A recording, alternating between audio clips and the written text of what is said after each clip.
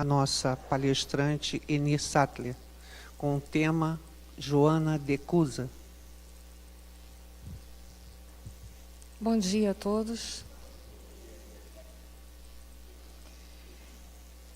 Essa manhã nós vamos conversar um pouquinho sobre uma personagem do Evangelho chamada Joana de Cusa.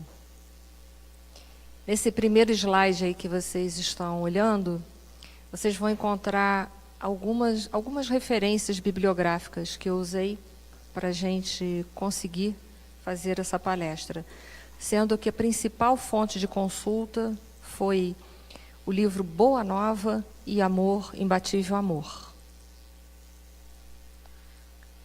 Para começarmos essa passagem sobre Joana de Cusa, nós vamos encontrar tão somente em Lucas, o Evangelho de Lucas. E é importante a gente falar um pouquinho sobre Lucas, porque é o terceiro evangelho sinótico, ou seja, sinótico porque guarda semelhanças. O primeiro evangelho sinótico é Mateus, Marcos e Lucas, são 3 evangelhos que são parecidos, têm passagens em comum. O que não entra nos sinóticos é o evangelho de João. E o evangelho de Lucas é um evangelho assim que contém uma quantidade muito grande de material exclusivo e é muito extenso, e se nós pudéssemos agrupar ele didaticamente, agruparíamos em 5 tipos: as parábolas, os ensinos e fatos da vida de Jesus, narrativas da infância, fazendo uma pausa aí, narrativas da infância. O que mais nós vamos encontrar é no Evangelho de Lucas, porque não sei se vocês estão lembrados, mas no livro Paulo e Estevão, quando Lucas vai escrever o Evangelho, a conselho de Paulo de Tarso, ele pede que ele vá se encontrar com Maria, mãe de Jesus. Então ali a gente vai encontrar muita riqueza sobre a infância de Jesus. Encontro com pessoas e sobre curas. Temos parábolas exclusivas. Toda essa lista aí são parábolas exclusivas. E uma que a gente não pode deixar de mencionar é a do bom samaritano, que abre o capítulo 15 de O Evangelho segundo o Espiritismo, intitulado Fora da Caridade não há salvação. Ensinos e fatos da vida de Jesus. Temos todos esses daí, mas o que eu mais vou me deter é: a quem muito foi dado, muito será exigido. É preciso que a gente se detenha essa passagem de Lucas e não se esqueça, porque eu vou falar sobre ela daqui a pouco novamente. A quem muito foi dado, muito será exigido. É preciso que a gente faça uma reflexão muito séria, uma reflexão profunda a respeito de tudo isso. Até porque o tema que nós vamos abordar aqui nessa manhã lindíssima de Petrópolis, que está um céu azul lindíssimo, nós vamos falar sobre relacionamentos. Então é preciso que a gente foque bastante, que a quem muito foi dado, muito será exigido. As curas, temos várias curas de Jesus narradas no Evangelho de Lucas: a do jovem de Naim, a da mulher encurvada no sábado, a do hidrópico no sábado, dos 10 leprosos, da orelha do servo cortada. Encontros com personagens importantes: Pedro, os 70 da Galileia, Zaqueu, que a passagem que foi lida na abertura pela Regina, falou sobre diversas personalidades do Cristo que ele encontrou e como ele aproveitou o que tinha de melhor dentro de cada um. Porque nosso Senhor Jesus Cristo é assim, ele está sempre olhando para nós e extraindo de dentro de nós o nosso melhor. Porque todos nós temos algo de bom dentro de nós. É preciso ter uma abertura, ter mais olhos de ver e ouvido para ouvir. Toda pessoa tem muita coisa boa dentro dela. Jesus, na presença de Herodes, com os 2 discípulos na estrada para Emaús, essa passagem ocorre pós-crucificação de Jesus. E Jesus com Marta e Maria, que são outros personagens femininos também do Evangelho. Narrativas da infância foi, como eu disse para vocês, é o evangelho mais rico em função de Lucas ter escrito esse evangelho, buscando dados pessoalmente com Maria de Nazaré. E vamos lá. Em Lucas, capítulo 8, versículo de 1 a 3, nós vamos ver que Lucas vai narrar a questão de Joana de Cusas. Vamos ver lá. Depois disso, Jesus ia passando pelas cidades e povoados, proclamando as boas novas do reino de Deus.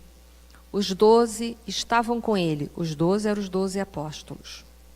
E também algumas mulheres que haviam sido curadas de espíritos malignos e doenças, dentre elas Maria, chamada Madalena, de quem havia saído 7 demônios, Joana, mulher de Cusa, administrador da casa de Herodes, Susana e muitas outras. Essas mulheres ajudavam a sustentá-los com os seus bens. Vamos fazer algumas colocações dessa passagem onde é citado Joana de Cusa. Depois disso, começa assim a passagem, depois disso o quê? Depois de um encontro da Maria de Madalena ou Maria de Magdala, é a mesma coisa. Jesus já havia encontrado Maria de Magdala, conversado com ela. Ela já havia sido liberta dos 7 espíritos da obsessão. E ela tinha tomado uma grande decisão na vida dela, deixar a vida dela, o passado para trás. Ela era uma mulher, ela era uma prostituta de luxo daquela época, e ela havia renunciado toda essa condição de vida dela e estava pronta e decidida a dar um novo rumo na existência dela. E naquela noite, Jesus havia sido convidado por Simão, o fariseu, para jantar na casa dele. E lá pelas tantas desse jantar, Maria de Magdala, ela entra na casa de Simão, o fariseu, e se joga aos pés de Jesus, lavando os pés de Jesus com as suas lágrimas e secando com os seus cabelos. Então foi após isso que Jesus vinha pregando, continuando a proclamar a boa nova. E aí acontece a narrativa dele haver encontrado Joana de Cusa e também havia curado Joana de Cusa de um processo de obsessão. Outro fato importante dessa passagem, que vocês vão encontrar aí no versículo 3, que ele fala assim: essas mulheres ajudavam a sustentá-lo com os seus bens. Joana de Cusa, por ser mulher de Cusa, um administrador ou um procurador de Herodes, e ela era uma mulher de posses, de riqueza. Então, algumas dessas mulheres ajudavam com os seus bens, ou que porque vinham de uma família rica, ou porque tinham recebido algum dinheiro de herança, alguma coisa nessa situação, e elas ajudavam a manter. Mas isso não significa que eles não trabalhavam, é importante a gente colocar isso. Os apóstolos, eles trabalhavam, só que o que eles ganhavam não era o suficiente para se manter. Então, essas mulheres procuravam dar o melhor que podia para nosso Senhor Jesus Cristo e todos os seus apóstolos. Uma outra passagem que nós também vamos encontrar só em Lucas, capítulo 24, no versículo 10, precisamente, é que ele vai citar novamente Joana de Cusa após o sepultamento de nosso Senhor Jesus Cristo, na qual elas chegam lá e o sepulcro está aberto. E aí, então, novamente, Joana de Cusa é citada. Em nenhum mais outro momento, Joana de Cusa é citada. Então, nós vamos encontrar uma referência mais aprofundada, um livro intitulado Boa Nova, psicografia de Chico Xavier, pelo espírito de Humberto de Campos. Lá nós vamos encontrar uma narrativa mais aprofundada sobre Joana de Cusa. E é em cima dele que nessa manhã a gente vai fazer alguns comentários, lendo alguns trechos e fazendo algumas reflexões em cima da vida de Joana de Cusa. Joana, diz lá Humberto de Campos, possuía verdadeira fé, contudo, não conseguia forrar-se às amarguras domésticas, porque seu companheiro de lutas não aceitava as claridades do Evangelho. repartia suas preferências religiosas, ora com os interesses da comunidade judaica, ora com os deuses romanos, o que lhe permitia viver em tranquilidade fácil e rendosa. Então, Joana de Cusa havia conversado com Jesus sobre as suas amarguras domésticas, sobre os conflitos que ela vivia com essa relação com Cusa. Ele era um homem muito materialista, muito voltado para os interesses materiais, era procurador de Herodes. E como a gente vê no texto, ora ele adorava no templo de Jerusalém, ora ele adorava lá os deuses romanos. Na verdade, Cusa, o que ele se firmava mais era nos interesses materiais. Então, se para ele fosse interessante adorar no templo de Jerusalém para conseguir alguma coisa financeiramente, uma estabilidade melhor, uma condição política que pudesse ter algum rendimento financeiro, ele então assim fazia. Hora que ele via que para conseguir alguma coisa materialmente que fosse mais interessante politicamente e economicamente, ele adorava os deuses romanos. Então, na verdade, Cusa, ele não tinha uma religião, ele não tinha uma preferência por nada. Ele jogava com os interesses socioeconômicos. E ele era uma pessoa muito difícil, porque após Joana de Cusa ter se curado, ela decide seguir o Mestre Jesus. Mas Cusa não aceita, é claro, porque se ele jogava com os interesses materiais, Joana de Cusa, andando com o Mestre Jesus, até poderia, em algum momento, embaraçá-lo politicamente. Então, além dos conflitos conjugais que Joana de Cusa já tinha com ele naturalmente, e ainda tinha mais esse conflito pelo fato dele não aceitar o Evangelho, não aceitar Jesus. Humberto de Campos coloca assim nesse texto: Joana possuía verdadeira fé. Esse momento da fé. O que é fé para cada um de nós? Se nós tivéssemos agora que dar uma definição de fé, qual seria a definição emocional que cada um de nós daria nesse instante sobre a questão da fé? É muito importante a gente fazer uma reflexão sobre a fé. Ele diz, possuía verdadeira fé. Se a gente for lá olhar no Evangelho segundo o Espiritismo, capítulo 19, que vai abordar a fé transporta a montanha, nós vamos ver que nesse capítulo o Kardec, os espíritos, eles se preocupam em mostrar para nós que a fé é aquilo que te leva para o atemporal. Ou seja, a fé vai te levar para que você desenvolva, amplie a sua visão no sentido e na direção dos tesouros que a traça e o ferrugem não corrompem. É nesse sentido que a fé ela é atemporal, porque ela vai te levar a ver verdadeiramente aquilo que importa na sua vida, que é a vida espiritual.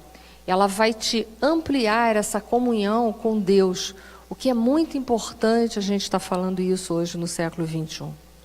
Porque se há muitas dores e sofrimentos que hoje a humanidade terrestre está vivendo, está passando, é sem sombra de dúvida que esses sofrimentos eles estão sendo gerados e potencializados pelo fato de nós estarmos distanciados de Deus. Porque um homem que procura se ligar a Deus, estar conectado com Deus, ele vai ter um sentimento com relação ao próximo muito diferenciado. Ele vai ver e sentir no próximo, o próximo sendo verdadeiramente um irmão seu.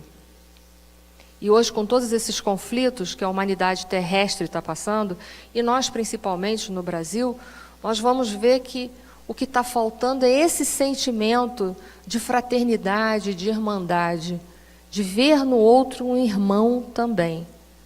Porque quando eu ver e sentir no outro um irmão também, eu vou pensar muito e com certeza eu não vou lesar o próximo. Então, é essa fé verdadeira que nos leva para o atemporal, que nos leva para desenvolver valores que a traça e o ferrugem não corrompem. E Joana possuía essa fé, mas nós sabemos que a fé ela vai se desenvolvendo juntamente com a evolução espiritual e o amadurecimento emocional da criatura. Apesar de Joana de Cusa possuir uma fé verdadeira, uma fé forte, ela não podia imaginar que seguir o Mestre Jesus, a escolher aceitar os caminhos do Mestre Jesus, toda a sua doutrina, todos os seus ensinamentos, vivenciar verdadeiramente, ela não imaginava o que aguardava ela futuramente. E é o que nós vamos ver até o final, o que vai aguardar. Então ela possuía essa verdadeira fé, essa fé que mesmo nos momentos de provas e expiações, é uma fé que lhe dá suporte para você vencer. Certa vez eu perguntei em palestra pública como é que nós podemos desenvolver a nossa fé. Em que momento da nossa vida nós teríamos uma condição de provar e desenvolver a nossa fé? E essa pergunta agora eu faço para vocês. Vamos lá, o que vocês acham? Em que momento nós podemos provar e desenvolver a nossa fé? É um momento propício para fazer esse desenvolvimento e provar a fé. Isso aí, nas dificuldades, nos sofrimentos, no momento de dor. É a hora que nós vamos ter a grande oportunidade de provar a nossa fé, ver o quanto que nós já temos de fé e o quanto nós temos o potencial dentro de nós de desenvolver. Então, que essa resposta dada por vocês, não fuja da mente agora, em pensar que é nos momentos de provas e expiações que nós temos o potencial total de desenvolver essa fé. E nós vamos ver que Joana de Cusa também, ela vai aumentar esse potencial de fé a partir desse diálogo que ela tem com Jesus, dessa decisão que ela toma na vida dela, e vocês vão ver o auge dessa decisão no final da vida dela. E Jesus, conversando com Joana de Cusa, fala assim: Joana, só há um Deus que é o nosso Pai.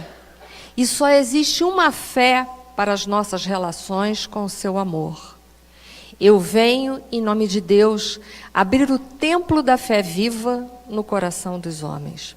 2 momentos importantes. Jesus reforça: só há um Deus. Um Deus. E quando a gente hoje olha para o panorama, para a paisagem da nossa terra, nós vamos ver diversas religiões.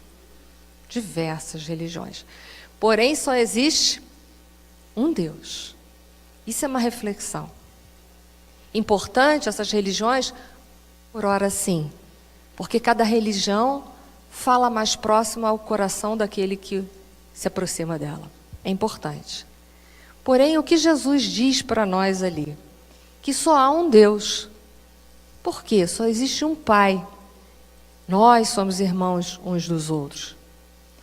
Isso é um momento de profunda reflexão, porque hoje, também apesar de estarmos no século XXI, ainda vivemos intolerância religiosa. Ainda em muitos pontos do nosso planeta, há pessoas morrendo por não professarem a mesma fé que o outro. Isso é importante a gente pensar sobre a intolerância religiosa. Será que essa intolerância religiosa, ela também habita no meu coração de alguma forma? É preciso que a gente faça essa reflexão. Eu me recordo, vou dar um exemplo prático para a gente. Há muitos anos atrás eu estava dando uma palestra, e lá pela tanto eu estava falando de fé também, e aí eu falei sobre uma pessoa muito cara ao meu coração, que essa pessoa havia encontrado uma companheira, ele era espírita, havia encontrado uma companheira que era de outra corrente filosófico-religiosa, era da corrente protestante. E ele largou o espiritismo e foi para a corrente protestante. Quando eu falei isso, uma pessoa na plateia não se conteve e falou assim: ai meu Deus, andou para trás. Aí eu ri e falei assim, pois é, né? Isso é intolerância religiosa, de certa forma. Eu acreditar que a minha fé, a minha religião é a melhor de todas. Lembra quando eu falei ali do Evangelho, que eu citei que o Lucas, ele falou sobre várias parábolas, e eu foquei a parábola do bom samaritano, que eu falei que fica no capítulo 15 do Evangelho, segundo o Espiritismo, intitulado Fora da Caridade não há salvação. Kardec teve essa preocupação, para que a gente não se tornasse fanático e não viesse um dia a cometer um erro de outrora. Qual era o erro? Quando a gente falava assim, fora da igreja não há salvação, para a gente hoje não cometer o erro e falar assim, fora da casa espírita não há salvação, ele enfocou que a caridade como um instrumento e alavanca de salvação ou transformação da humanidade. Então, isso que nós precisamos focar. Até que ponto a gente também não tem um pouco de fanatismo dentro da gente? Até que ponto a gente não tem alguma intolerância religiosa dentro da gente? Será que a gente já consegue aceitar bem a religião das outras pessoas, com naturalidade, conversando só os pontos semelhantes, sem entrar na delicadeza dos pontos que são antagônicos entre si? É preciso, o homem do século XXI, ele tem que estabelecer esse entendimento. Até porque ainda existem muitos caminhos. Os caminhos são formados de margens. Muitas margens geram preconceitos. É claro que um dia as religiões vão convergir, nós sabemos disso. Porque ele fala, é o próprio Jesus, eu venho em nome de Deus abrir o templo da fé viva no coração do homem. Ou seja, o que Jesus está exortando ali?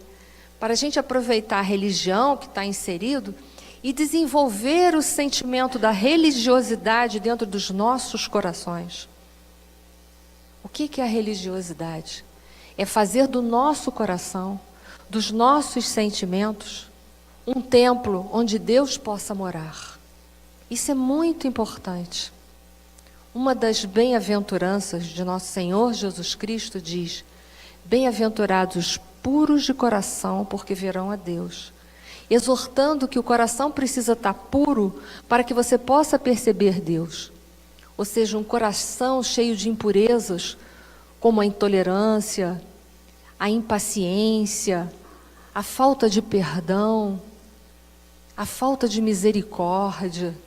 É um coração que não vai estar percebendo Deus na sua plenitude. É um coração que não pode abrigar Deus em sua plenitude. Então, as religiões, elas existem para que nós possamos desenvolver esse sentimento de religiosidade. O templo religioso, ele tem que estar dentro e não fora, porque senão ele se transforma em apenas algo transitório, em formalidades. O templo, ele tem que estar dentro dos nossos corações, porque só um coração cheio de amor, ou só um coração ligado a Deus, poderá formatar ou fazer uma sociedade mais justa, uma sociedade mais humana, mais amorosa. E aí sim a gente vai encontrar a felicidade toda que a gente está buscando. Agradece ao Pai, Jesus fala, o haver-te julgado digna do bom trabalho desde agora. Teu esposo não te compreende a alma sensível? Compreender-te-á um dia. Leviano e indiferente? Ama-o mesmo assim. Não te acharias ligada a ele se não houvesse para isso razão justa. Isso aqui já dá um monte de coisa. Primeiro ela diz, agradece o Pai, você está tendo a oportunidade agora de conhecer essas verdades. Por quê? Porque essas são verdades que nos libertam. Agradece ao Pai por, nesse momento, a tua visão da vida real ter acontecido, ter se ampliado. Agradece começar o teu ministério, a tua transformação, a tua evolução espiritual mais ostensiva agora. Essa foi a grande oportunidade.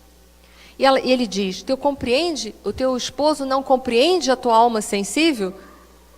Ele diz, um dia ele vai te compreender, é verdade. Um dia todos nós compreenderemos melhor Jesus.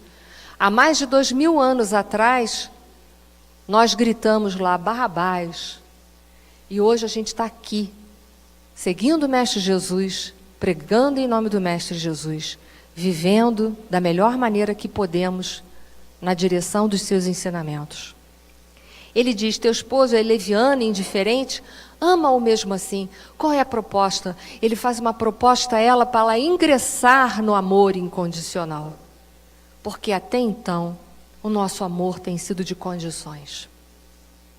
E isso também está lá no Evangelho segundo o Espiritismo, numa passagem intitulada Lei de Amor, pelo Espírito Lázaro, onde ele diz assim sobre o amor. No início éramos somente instintos, quanto mais corrompido e avançados sensações, quanto mais instruídos e depurados sentimentos, mostrando a evolução do amor. No início nos agrupávamos por instintos de sobrevivência, mais tarde nos agrupamos ou nos afeiçoamos às pessoas, nos aproximamos das pessoas pelas sensações de prazer, da busca desse amor condicional, cheio de condições. Se você não for assim, assim, assim, assim, assim, eu não te amo, eu não vou ficar com você. É um amor de condições, é um amor sensações. Mas ele diz, mais tarde, quando instruído, mas não só instrução, mas também o quê? Depuração. Depuração o quê? Decantação dos sentimentos nossos. Lembra do coração que precisa estar limpo para que o templo interno se faça, para que Deus possa habitá-lo? Então, quando você estiver instruído e depurado, você vai ter os sentimentos. E Lázaro diz, o sentimento máximo é o amor. Esse amor incondicional. Então, Jesus faz uma proposta a Joana de Cusa. Não ama o teu companheiro por quem ele é, mas sim por quem você é. Você é um espírito imortal, cheio de amor, cheio de bondade, de fé verdadeira. Se firme, se fixe nessas virtudes e diante dessas virtudes construa o amor que vai te libertar, porque o amor de condição é um amor de sofrimento.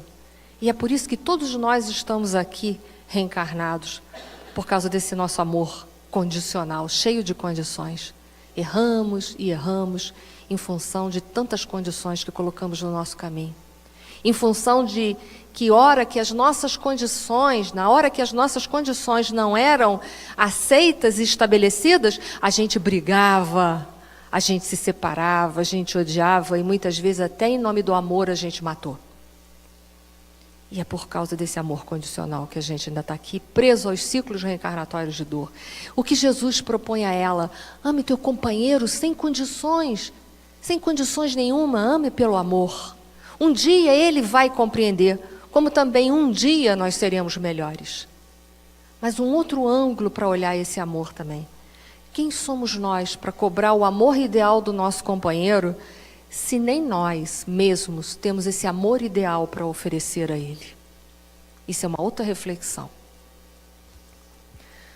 Não julgais acertado, diz Joana de Cusa, que lute por impor os vossos princípios? Agindo assim, não estarei reformando meu esposo para o céu e para o vosso reino? Quer dizer, ela fala a Jesus, você não acha que eu devo impor a ele as tuas verdades, ele te seguir? E aí eu estarei também ajudando ele? Olha a resposta de nosso Senhor. Por que motivo Deus não impõe a sua verdade, o seu amor aos tiranos da terra? Por que não fulmina com um raio o conquistador desalmado, que espalha a miséria e a destruição com as forças sinistras da guerra? Ou seja, Deus tem muito mais poder para eliminar o mal da terra, mas Ele age em relação ao nosso mal de que forma? Em forma de misericórdia. A passagem de abertura que a Regina leu para a gente, que citou Maria de Magdala, citou Zaqueu e outros personagens, como Nicodemos, o doutor da lei. Apesar de Jesus saber de cada defeito que cada um possuía, Zaqueu a usura, Nicodemos a intelectualidade, a vaidade da intelectualidade, o que Jesus extraiu dessas pessoas? O que havia de melhor dentro deles. E foi olhando o que havia de melhor dentro deles que esses homens se transformaram verdadeiramente. Então, por que nós também não podemos desenvolver dentro de nós essa paciência, essa capacidade de aceitar um pouco mais o outro como ele é? Nós queremos ser aceitos pelos outros 100%, mas nós não queremos aceitar do outro nem 10% da sua personalidade. Então Jesus exorta: aceita o teu companheiro como é. Ele é assim porque é assim que ele dá conta. É assim que ele consegue ser. E é verdade, nós somos aquilo que conseguimos ser. Desejamos tanto ser muito mais do que somos, fala a verdade. Quem aqui nessa sala, essa manhã, não deseja ser muito melhor do que é? Mas entre o que nós desejamos e o que nós conseguimos fazer com todo o esforço e trabalho interior, a gente vê que está muito distante daquilo que almejamos. Então, por que também não compreender aqueles que caminham conosco e têm dificuldades, às vezes imensas? Não, preferimos achar que a pessoa está agindo mal conosco porque é uma implicância, porque é algo pessoal. Muitas vezes não é, podem ter certeza. Muitas vezes a pessoa age assim porque é assim que ela sabe, ela não sabe nada diferente. Lembra? Muito será cobrado a quem muito foi dado. Lembra? Ora, então, se nós estamos vendo o cisco no olho do irmão, por que não ver a trave no nosso? E se nós já estamos vendo isso no irmão, por que não compreendê-lo como o Pai nos compreende? Porque a gente não tem um cisco só na visão do Pai, a gente deve ter várias traves. E apesar de todas essas traves que trazemos, o Pai nos trata com misericórdia e amor profundo. A verdade cabal que o Pai é misericordioso é que nós estamos encarnados. Quem dessa sala, por favor, levante a mão e me diga que não infringiu as leis divinas na outra vida e nem nessa. Por favor, levanta a mão. Tem ninguém, né? Nem eu também não posso levantar a minha. Então, nós estamos reencarnados aqui pela misericórdia de nosso Pai. Joana, o apostolado do Evangelho é o de colaboração com o céu, nos grandes princípios da redenção. Ser fiel a Deus, amando o teu companheiro do mundo como se fora teu filho. Ó, ser fiel a Deus.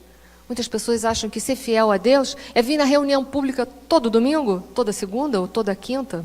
Não. Ser fiel a Deus ali é fazer o quê? Compreender o companheiro difícil de jornada. E ele diz mais: olha para esse companheiro como se fosse um filho teu, um filho que precisa ser educado. Mas educado em que base? Na base do amor, da compreensão, do carinho, da misericórdia. É uma exortação. Volta ao lar e ama teu companheiro como o material divino que o céu colocou em tuas mãos, para que talhes uma obra de vida, sabedoria e amor. O ex-intendente de Antipas, ou Antipas, voltou ao plano espiritual numa noite de sombras, de tempestades. Passou os anos, ele se cansou e acabou adoecendo e morreu. Cheia de alegria sincera, a viúva de Cusa esqueceu o conforto da nobreza material, dedicou-se aos filhos de outras mães, ocupou-se com os mais subalternos afazeres domésticos, para que seu filhinho tivesse pão. Joana, então, ficou viúva com o filhinho. Havia tido um filho com Cusa, e a Cusa parte para a pátria espiritual, mas apesar de ter sido uma mulher rica, ela vai à lida. Ela vai se dedicar aos filhos de outras mães, vai trabalhar agora para sustentar de forma digna o seu filho. E os anos passam, e nós sabemos que após a morte de nosso Senhor Jesus Cristo, a perseguição aos cristãos aumentou em grande número. E numa dessas grandes perseguições, Joana de Cusa também é pega e amarrada ao poste do martírio naqueles circos onde os grandes cristãos morreram sacrificados.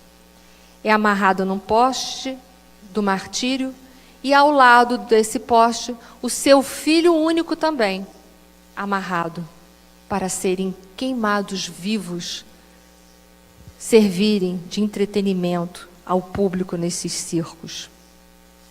E aí o verdugo se volta para Joana de Cusas e diz assim: abjura, exclama o executor das ordens imperiais, de olhar cruel e sombrio.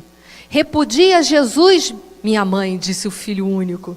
Não vês que nós perdemos? Abjura, por mim que sou teu filho. Nossa, eu imagino o que deve ter sido. Lembra das provações? A fé dela era vigorosa, mas ela nem imaginava o que vinha. E o verdugo diz: abjura. E o filho diz: mãe, abjura. Nós vamos morrer, mãe. Abjura o Cristo, mãe.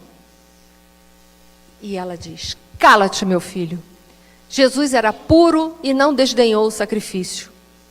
Saibamos sofrer na hora dolorosa, porque acima de todas as felicidades transitórias do mundo, é preciso ser fiel a Deus.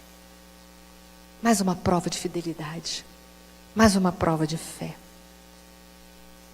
E aí o verdugo vira para ela e diz: o teu Cristo não soube apenas ensinar-te a morrer?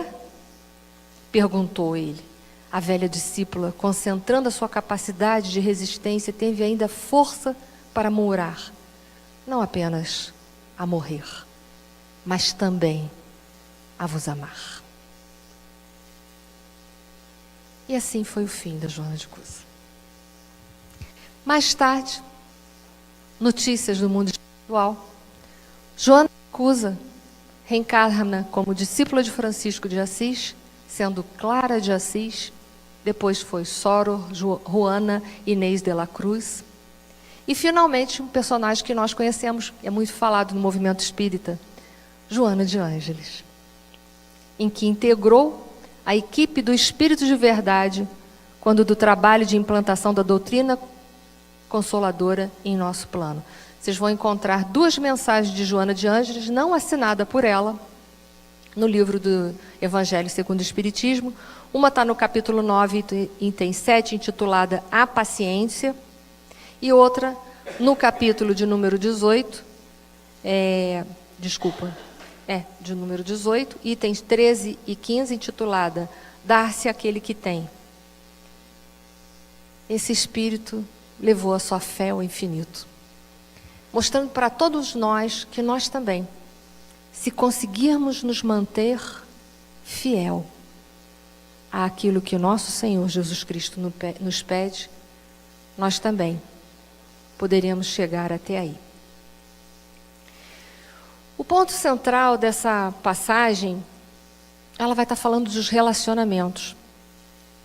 Um relacionamento que a gente pode convergir para os relacionamentos afetivos, ou para o relacionamento de uma forma mais ampla. Nós sabemos que uma das maiores dificuldades humanas é o relacionamento.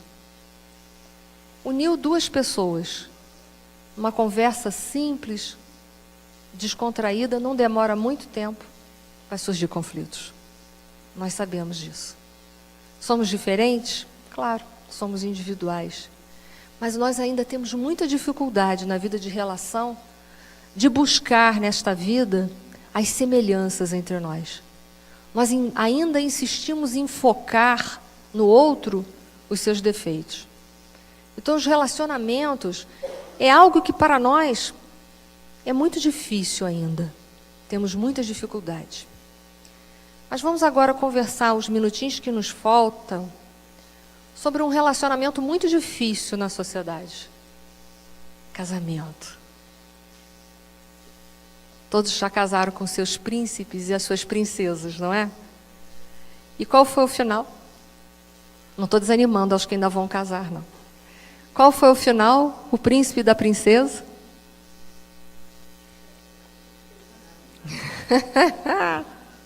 Viraram sapos. Algumas pessoas me falaram isso. Mas pinta esse sapo, dá uma maquiagem nele, né? Fica bonitinho de novo. Pois é. Mas Kardec enfocou no casamento, tão importante para todos nós. Questão 695 do Livro dos Espíritos. Será contrário à lei da natureza o casamento? Isto é, a união permanente de dois seres? Resposta: é um progresso na marcha da humanidade. E agora eu faço essa pergunta para vocês. Por que o casamento, aos olhos da doutrina dos Espíritos, representa um progresso na marcha da sociedade? Vamos lá, nós somos espíritas. Requer, não sei quem foi que me respondeu que eu perdi o som. Isso, requer paciência e tolerância. Tá, continua, o que mais? Por quê? Aprender a amar. O que mais?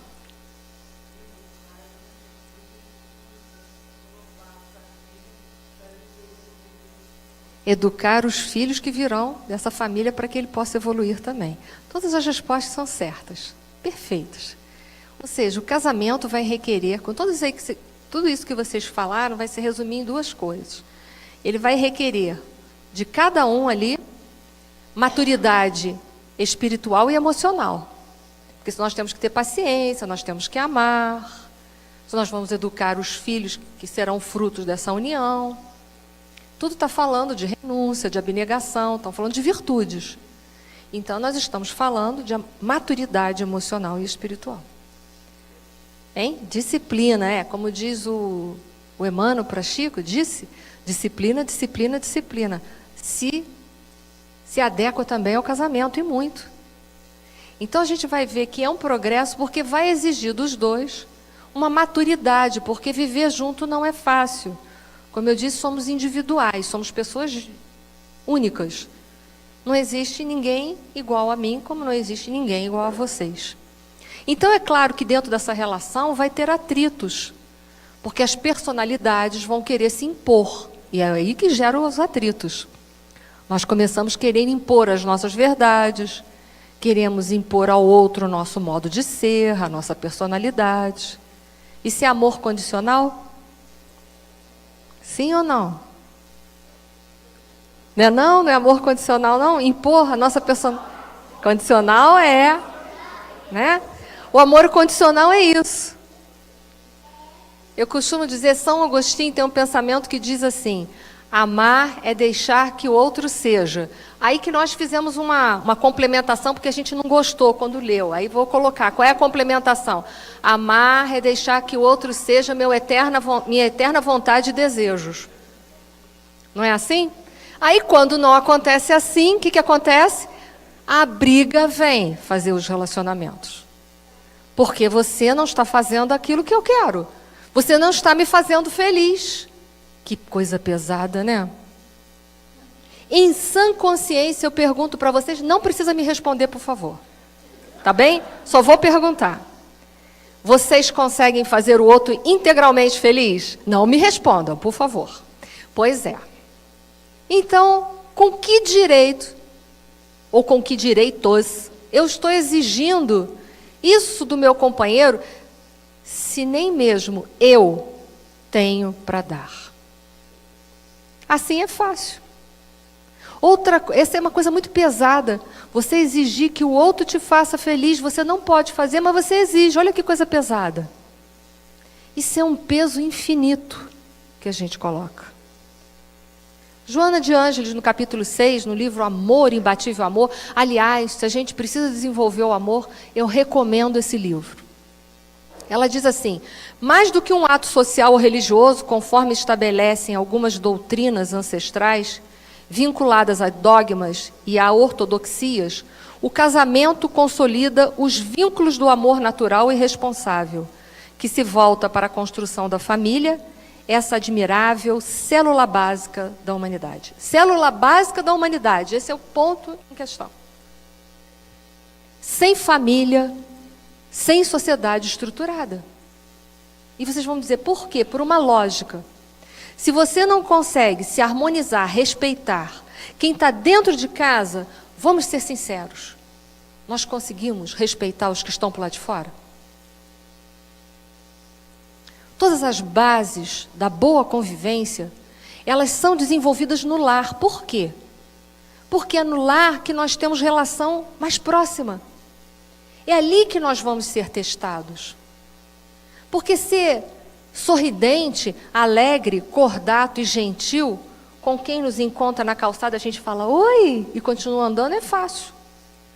Vai ser gentil, cordato, compreensivo, com aquele que vive com você 24 horas e que é diferente de você. Ali é o desafio. Ali é o desafio. Ali é o desafio, mas também é todo o material básico para eu desenvolver o meu amor, a minha paciência, é tudo. Ali é o meio certo para eu desenvolver aquilo que me falta.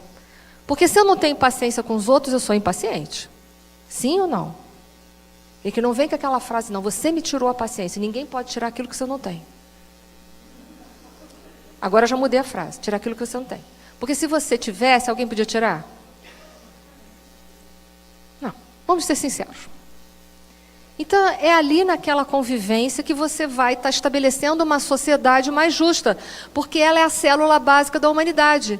Sem uma boa estrutura familiar, essa família que está tão abandonada aí ultimamente, no nosso século, sem uma boa estrutura familiar, nós não vamos ter pessoas dignas nas sociedades.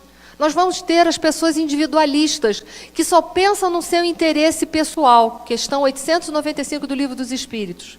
Porque ele diz, Kardec pergunta mais ou menos assim, se pode verificar em que ponto está a evolução da pessoa. Ele fala, tem muito interesse pessoal, não tem grande desenvolvimento espiritual. E aí eu digo para vocês, o Brasil hoje está vivendo um verdadeiro interesse pessoal. É cada um para si e que Deus olhe pelo todo. A gente quer uma sociedade mais justa, mas a sociedade mais justa ela começa a ser construída dentro da célula básica da humanidade, que é chamada família. Não adianta fugir desse roteiro. O roteiro é esse. Todo casamento é feito só de bons momentos? Não. Mas a gente fala assim, eu quero jogar todos os ruins fora. Mas aí tem um jeito. Vai ter um jeito. Vamos lá. Certamente nem todos os dias da convivência matrimonial, diz Joana, serão festivos.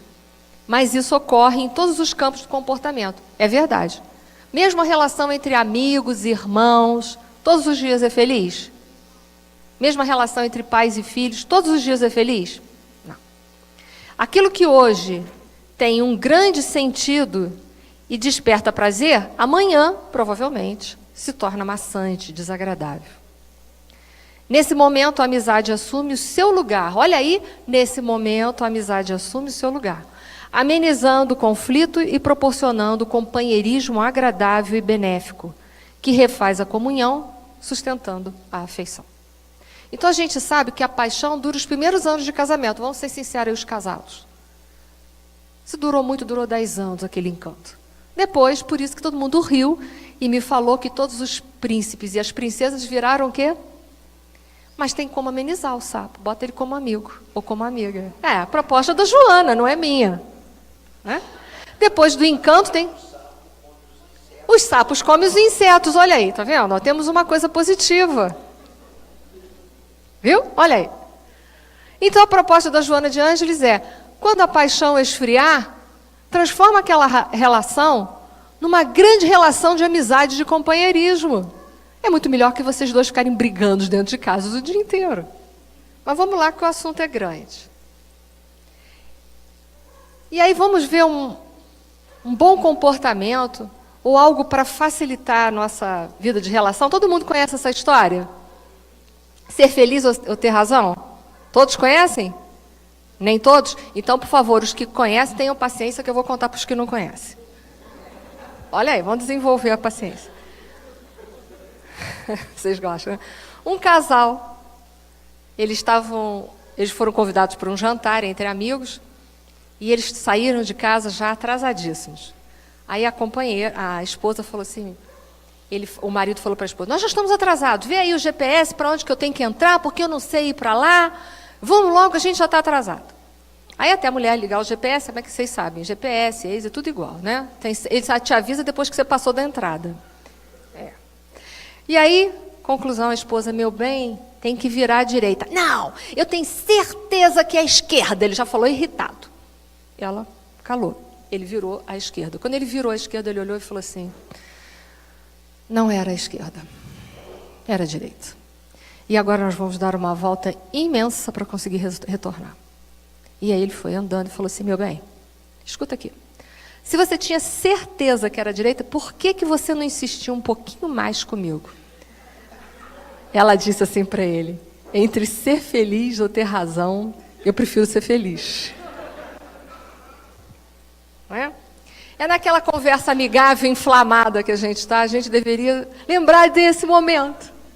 Entre ser feliz ou ter razão, lembre-se, amanhã é melhor ser feliz, gente.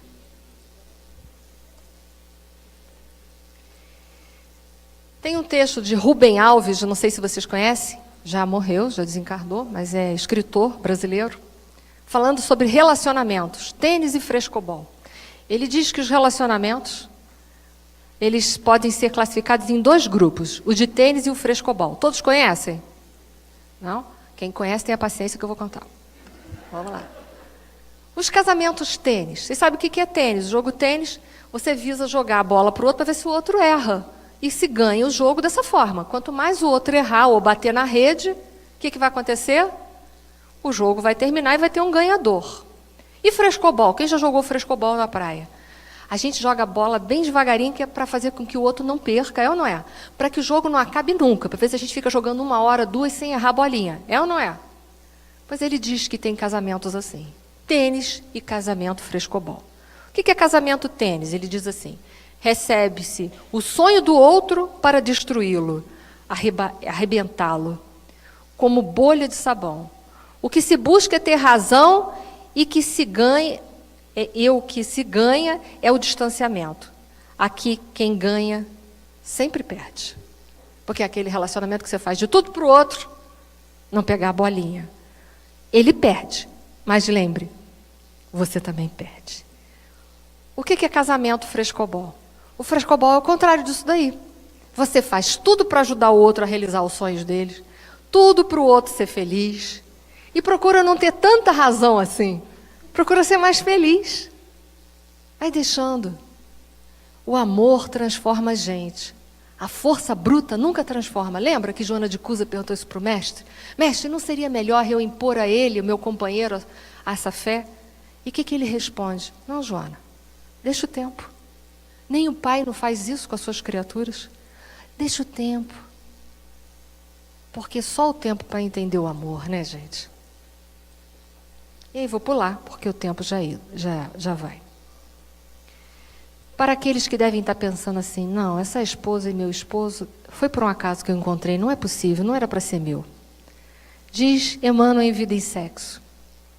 De qualquer modo, é forçoso reconhecer que não existem no mundo conjugações afetivas, sejam elas quais forem, sem razões nos princípios kármicos, nos quais as nossas responsabilidades são esposadas em comum. Lembra que Jesus falou a mesma coisa para Joana de Cusa? Se você está com esse companheiro, tem uma razão de ser. Não perde essa razão, não. Não perde, não. E aí eu digo a vocês, eu sei que as relações humanas, elas são muito difíceis. Relação conjugal que a gente falou aqui, deu só uma pincelada, ela é muito difícil. Sabemos que toda relação conjugal tem conflitos. Uns casamentos são muito conflitados, outros são menos, mas nesse mundo que a gente vive de provas e expiações, a maioria dos casamentos também são de provas e expiações. Mas uma coisa eu digo para vocês, saibamos servir a Deus onde formos chamados, não importando se no anonimato ou não. E aonde foi que Jesus te convidou para servir? Se foi no lar, com uma família difícil, com um companheiro difícil, com filhos difíceis, não perde essa oportunidade, não. Que ali tem tudo o que você precisa para desenvolver o teu amor, o teu potencial de fé e para te deixar livre. Não tem maior liberdade no mundo do que uma consciência limpa, do que uma consciência de que cumpriu o seu dever, que deu o melhor que podia ter dado. no entendimento que o melhor que nós podemos fazer não representa o melhor que existe no mundo, mas é o melhor que nós podemos fazer. Então, que nós possamos ir para a nossa casa hoje refletindo sobre as nossas relações, sobre a nossa família, sobre a importância de compreensão maior uns dos outros, sobre a importância do desenvolvimento do amor, sobre a importância da misericórdia nas relações humanas, sobre a importância de respeitar o outro e aceitar o outro como ele é, porque cada um é aquilo que dá conta de ser. E que a gente possa levar isso para frente no nosso dia a dia e lembrar de Joana de Cusa, que foi o exemplo vivo de tudo isso e que chegou onde ela chegou. Muito obrigada e um bom dia.